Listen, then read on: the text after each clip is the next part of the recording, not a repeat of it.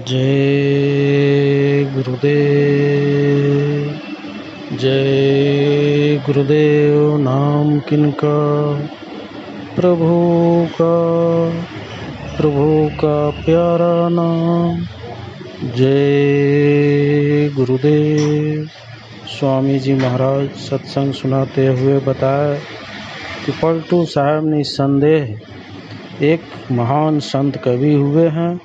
कवित्व की दृष्टि से आपकी वाणी को कबीर साहब, दादू साहब, संत तुकाराम, साई बुल्ले शाह, हजरत सुल्तान बाहो आदि की वाणियों की श्रेणी में रखा जा सकता है।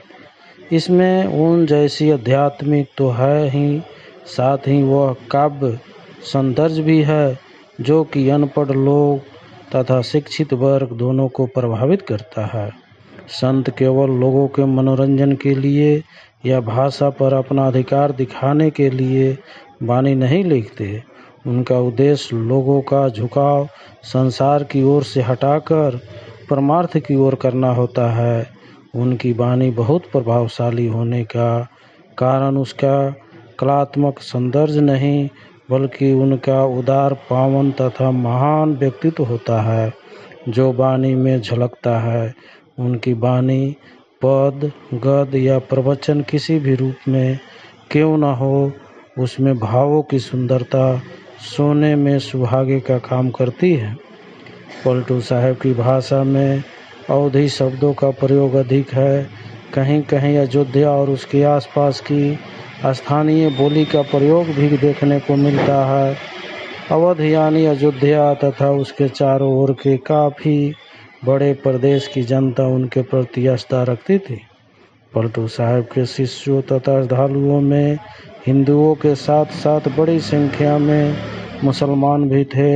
इसलिए आपने वहाँ की आम बोलचाल में प्रचलित फारसी तथा अरबी के शब्दों का उनके शुद्ध या परिवर्तित रूप से खूब प्रयोग किए हैं।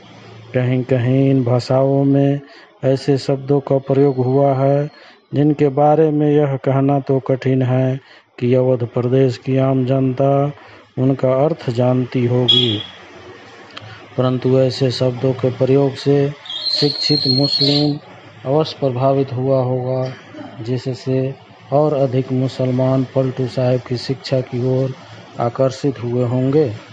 उदाहरण के लिए नादिर अरबी, मनी फारसी, मिराज अरबी, मिराज, लामकान अरबी, किनात अरबी, कुसाद फारसी, लहम अरबी, फरमुद फारसी आदि शब्द हैं। साधारण पाठक अवधी, अरबी तथा फारसी का ज्ञान न होने तथा विचारों की गहराई और अभिव्यक्ति के अनूठेपन के कारण आपकी वाणी को समझने में कभी कभी कठिनाई अनुभव करता है। अच्छी तरह समझाने के लिए एक ही बात को कई ढंग से कहना गहरे आध्यात्मिक रहस्यों को जनजीवन पर आधारित रूपक, उपमाओं तथा समता दिखाने वाले अन्य अलंकारों द्वारा प्रकट करना और निजी अनुभव से सत्य को स्पष्ट शब्दों में निडरता से प्रस्तुत करना आदि पलटू साहब की वाणी के विशेष गुण हैं। आपकी भाषा में ऐसी सहज गति है, ऐसी लय है कि पाठक उसके प्रभाव में बहता चला जाता है। आपकी कई पंक्तियाँ इतनी सुंदर है कि एकदम हृदय को छू लेती है और अनायास ही स्मृति पलट पर अंकित हो जाती है। उदाहरण के लिए नीचे कुछ पंक्तियाँ देखी जा सकती है। धुबिया फिर मर जाएगा, चादर लीजिए धोए, नाव मिली केवट नहीं कैसे उतरे पार, पानी बीच बतासा साधो तनका यही तमाशा है, मन हस्ती मन लोमड़ी मने काग मने शेर। उपमा तथा रूपक के दो अलंकार पलटू साहब की वाणी में रूप से पाए जाते हैं और अपनी मौलिकता से वे पाठकों को प्रभावित करते हैं। अक्सर रूपक की सुंदरता एक अन्य दो पंक्तियों में ही सीमित न रहकर पूरे पद में पाई जाती है। अपनी बात को समझाने या पाठकों के मन में बिठाने के लिए पलटू साहब ने कई बार एक ही पद में अनेक उपमाओं अथवा रूपों का प्रयोग किए हैं। एक साथ अनेक उपमाओं के प्रयोग का उदाहरण निम्नलिखित पद में देखे सकते हैं, जिसमें उन्होंने मनुष्य जीवन की शैक्षणिकता व्यक्त की है। धुआं का धौरहरा ज्यों बालू की भीत, ज्यों बालू की भीत ताही को कौन भरोसा, ज्यों पक्का फल डाड़ी गिरत से लगे न दोष, कच्चे घड़े ज्यों नीर पानी के बीच बतासा, दारू भीतर अग्नि जीवन की ऐसी आस। पलटू नर्तन जात है घास के ऊपर शीत, धुआं का धौरहरा ज्यों बालू की भीत। कभी कभी एक पद में भी दी गई कोई उपमा बाद में किसी अन्य पद से भी दोहराई गई है। उदाहरण के लिए पंक्तियाँ संत सनासन सहत है जैसे सहत कपास, अपनी ओर निहार तू क्या परी परारी, कितनो नाचो नाच नाक बिन नकटी बाई, मिलनसार मुस्कान बचन मटू बोली मीठी, पुलकित शीतल गात सुभग रत नारी दीठी। अंतिम उदाहरण जिस पद में से लिया गया है उसका विषय संतों के हृदय को कोमलता है, इसलिए इन दो पंक्तियों में म, स, न और त जैसे कोमल ध्वनि वाले वर्णनों का बार बार आना उनके विषय के अनुकूल होने के कारण बहुत सुहाता है। पलटू साहब की उपलब्धि बानी कुंडलिया रेखते झूलने शब्द अरियल तथा साखिया अर्थात दोहे के रूप में है। 7 कवित्व और 2 सवय भी बानी में मिले हैं। आमतौर पर पद छोटे हैं लेकिन ककहारा स्वाभाविक तौर पर लंबा है। उपलब्ध शब्दों में बारहमासा और 2 सोहर भी है। सोहर पुत्र जन्म के अवसर पर गाया जाने वाला एक मंगल गीत है। बारहमासा उन पदों या गीतों को कहा जाता है जिसमें 12 महीनों को आधार बनाकर प्रेम तथा विरह का वर्णन किया गया हो।